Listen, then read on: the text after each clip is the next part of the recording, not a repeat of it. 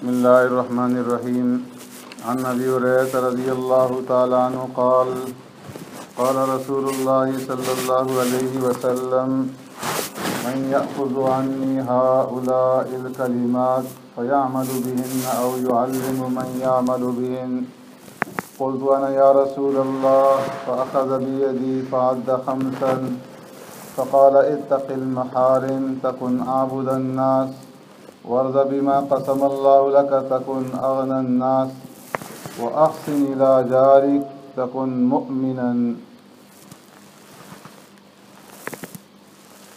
پیارے پیغمبر صلی اللہ علیہ وسلم کی حدیث مبارکہ 2 دن سے آپ حضرات کے سامنے پڑھی جا رہی ہے. اس میں پیارے پیغمبر صلی اللہ علیہ وسلم نے حضرت ابو ہریرہ رضی اللہ تعالیٰ عنہ کو 5 نصیحتیں فرمائیں اور پھر ان نصیحتوں کو یاد رکھنے اور آگے دوسرے لوگوں تک پہنچانے کا حکم دیا اور خود بھی اس کے اوپر عمل کرنے اور دوسروں کو عمل کی ترغیب دینے کا ارشاد فرمایا. ان میں سے پہلی بات آپ صلی اللہ علیہ وسلم نے ارشاد فرمائی کہ اتق المحارم تکن عابد الناس،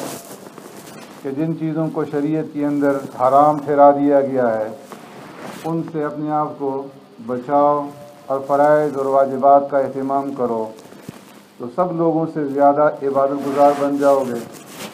دوسری بات ارشاد فرمائی وَارْضَ بِمَا قَسَمَ اللَّهُ لَكَ تَكُنْ أَغْنَى النَّاسِ، اللہ نے تمہارے لیے جو مقدر کر دیا ہے، تمہارے حصے میں جو کچھ رکھا ہے اس کے اوپر راضی ہو جاؤ تو تمام لوگوں سے زیادہ غنی اور مالدار بن جاؤ. ان دونوں باتوں کے متعلق آپ حضرات سماعت فرما چکے ہیں. اب تیسری نصیحت جو پیارے پیغمبر صلی اللہ علیہ وسلم نے ارشاد فرمائی وہ ہے وَأَحْسِنْ إِلَىٰ جَارِكَ تَكُنْ مُؤْمِنًا، فرمایا کہ تم اپنے پڑوسیوں کے ساتھ احسان کرو، اچھے سلوک سے پیش آؤ تو تم مومن بن جاؤ. احادیث کے اندر اور قرآن کریم میں پڑوسیوں کے حقوق کو بیان کیا گیا ہے اور پڑوسیوں کے ساتھ حسن سلوک کے بارے میں بہت زیادہ تاکید فرمائی گئی. اور اس کی وجہ یہ ہے کہ جب انسان پڑوس میں ایک دوسرے کے ساتھ رہتا ہے تو کچھ نہ کچھ ایسی باتیں ضرور پیش آ جاتی ہیں کہ جس کی وجہ سے آپس کے جو تعلقات ہیں ان میں تلخی آ جاتی ہے اور پھر پڑوس والے جو ہیں ایک دوسرے کے جو گھریلو معاملات ہیں اور جو نجی معاملات ہیں ان سے بھی اکثر جو ہے ایک دوسرے سے واقف ہوتے ہیں. تو اس لیے فرمایا کہ بہت کم لوگ ایسے ہوتے ہیں کہ جو صحیح طریقے سے پڑوسی کا حق ادا کریں. اس لیے پڑوسی کے حقوق کے اوپر بہت زیادہ تاکید کی گئی اور پیارے پیغمبر صلی اللہ علیہ وسلم نے یہاں پر جو الفاظ استعمال فرمائے ہیں وہ ہیں وَأَحْسِنْ إِلَىٰ جَارِكَ تَكُنْ مُؤْمِنًا، کہ پڑوسیوں کے ساتھ احسان کرو تاکہ تم مومن بن جاؤ. معلوم ہوا کہ جو آدمی اپنے آپ کو مومن کہتا ہے اس کے لیے یہ سزاوار نہیں ہے کہ وہ کسی پڑوسی کو تکلیف پہنچائے. اگر اس سے پڑوسی محفوظ نہیں ہے تو وہ مومن بھی نہیں ہے. تو مومن ہونے کی جو شرط ہے سرکار دو عالم صلی اللہ علیہ وسلم نے یہاں پر یہ لگا دی کہ اپنے پڑوسیوں کے ساتھ احسان کرو. ایک حدیث میں پیارے پیغمبر صلی اللہ علیہ وسلم نے ارشاد فرمایا کہ حضرت جبرائیل صلی اللہ علیہ وسلم میرے پاس آئے اور پڑوسیوں کے حقوق کے بارے میں تاکید کرتے رہے اور تاکید کرتے رہے اور تاکید کرتے رہے یہاں تک کہ مجھے یوں میں محسوس ہونے لگا کہ اللہ رب العزت کی طرف سے کوئی ایسا حکم نازل کیا جائے گا جس میں پڑوسیوں کو بھی وراثت کے اندر حصہ دار ٹھہرایا جائے گا. یعنی جب کسی کا انتقال ہوتا ہے تو اس کی جو ترکہ ہے اس کی جو میراث ہے وہ تقسیم ہوتی ہے قریبی رشتہ داروں کے اوپر. تو آپ صلی اللہ علیہ وسلم نے ارشاد فرمایا کہ پڑوسی کے حقوق کے بارے میں اتنی تاکید کی گئی کہ مجھے یوں احساس ہونے لگا کہ شاید اللہ کی طرف سے اب یہ حکم بھی آ جائے گا کہ تم اپنے ترکے میں پڑوسی کا بھی حصہ نکالو. تو قرآن کریم نے 3 طرح کے پڑوسیوں کا ذکر فرمایا ہے. جار ذی القربہ، جار الجنب و صاحب بالجنب۔ ایک ہے فرمایا کہ وہ پڑوسی جو جار ذی القربہ، جن کی دیوار آپ کی دیوار کے ساتھ ملی ہوئی ہے، اسے جار ذی القربہ کہتے ہیں۔ اور دوسرا ہے جار الجنب، وہ پڑوسی کہ جس کی دیوار تمہارے گھر کے ساتھ ملی ہوئی نہیں ہے، کچھ فاصلے پہ رہتا ہے لیکن ہے وہ بھی تمہارا پڑوسی، جو ایک ہی علاقے کے اندر، ایک ہی گلی میں، ایک ہی ایریے کے اندر رہتے ہیں، تو فرمایا کہ وہ بھی پڑوسی ہے۔ اور تیسرا پڑوسی ہے جار الجنب و صاحب بالجنب، فرمایا کہ جو تھوڑی دیر کے لیے تمہارے ساتھ کسی جگہ پہ شریک ہو جائے، بس میں سفر کر رہے ہیں، ریل میں سفر کر رہے ہیں، ہوائی جہاز کے اندر سفر کر رہے ہیں، ایک سیٹ پہ آپ بیٹھے ہیں اور دوسری سیٹ پہ دوسرا ایک آدمی آ کر کے بیٹھ جاتا ہے، اس کے ساتھ آپ کا کوئی تعلق نہیں، کوئی جان پہچان نہیں، نہ آپ اس کو جانتے ہیں نہ وہ آپ کو جانتا ہے، یہ صاحب بالجنب ہے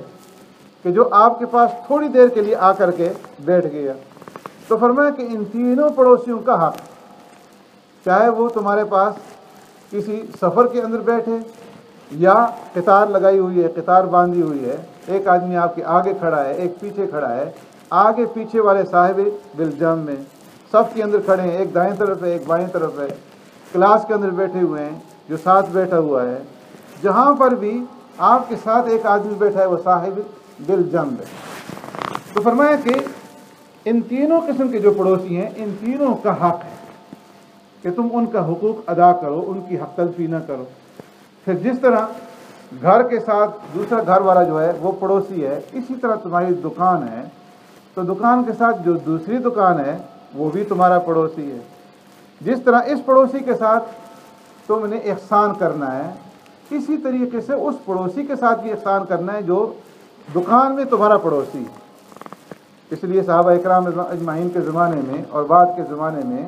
جو اکابرین تھے، فرمایا کہ وہ دوسرے دکانداروں کا بھی خیال کیا کرتے تھے۔ آج کل تو ہماری کوشش ہوتی ہے کہ جو کچھ ملے مجھے ہی ملے، خود غرضی ہے کہ دوسرا جو ہے وہ محروم رہے نفع سے، اور جو نفع ملنا ہے مجھے ہی ملے، جو بکری ہونی ہو میری ہی ہو، دوسری کی نہ ہو۔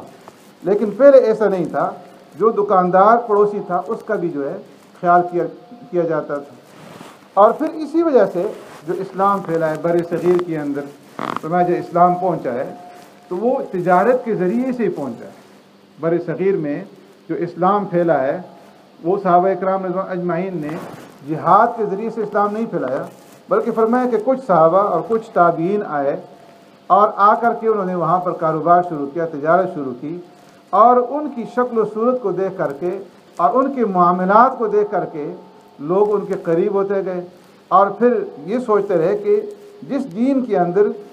جس دین نے ان کو یہ تعلیمات دی ہیں وہ کتنا خوبصورت دین ہے، ہمیں بھی اس دین کو قبول کرنا چاہیے۔ چائنا کے اندر 5 صحابہ جاتے ہیں اور وہاں جا کر کے کاروبار شروع کرتے ہیں، اور اس کے نتیجے میں پھر جو ہے ان کا کاروبار عروج پر پہنچتا ہے، اور اسی کے نتیجے میں آج جو ہے وہاں پر چائنا میں مسلمان موجود ہیں۔ تو فرمایا کہ جو بھی تمہارے پڑوسی ہیں، چاہے وہ پڑوسی مسلمان ہیں چاہے وہ غیر مسلم ہیں، اگر ایک پڑوسی جو ہے وہ غیر مسلم ہے، کافر ہے، فرمایا اس کے بھی وہی حقوق ہیں جو ایک مسلمان پڑوسی کے ہیں۔ پڑوسی چاہے کافر ہو، پڑوسی چاہے فاسق اور فاجر ہو یا مومن ہو، ہر ایک کے حقوق ادا کرنے، اور جب تم ان کے حقوق کو ادا کرو گے تو اللہ رب العزت اس کے اوپر جو ہے تمہیں اجر عطا فرمائیں گے۔ تو فرمایا کہ وَأَحْسِنْ إِلَىٰ جَارِكَ تَكُنْ مُؤْمِنًا،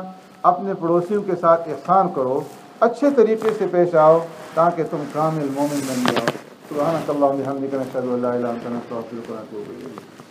اللهم ربنا آتنا في الدنيا حسنة وفي الآخرة حسنة وقنا عذاب النار وقنا عذاب القبر وقنا عذاب الحشر وقنا عذاب الدين وقنا عذاب الميزان. اللهم إنا نعوذ بك من عذاب جهنم ونعوذ بك من عذاب القبر ونعوذ بك من فتنة المسيح الدجال ونعوذ بك من فتنة المحيا والممات. اللهم اغفر لي ولوالدي وللمؤمنين يوم يقوم الحساب. رب ارحمهما كما ربياني صغيرا. فاطر السماوات والأرض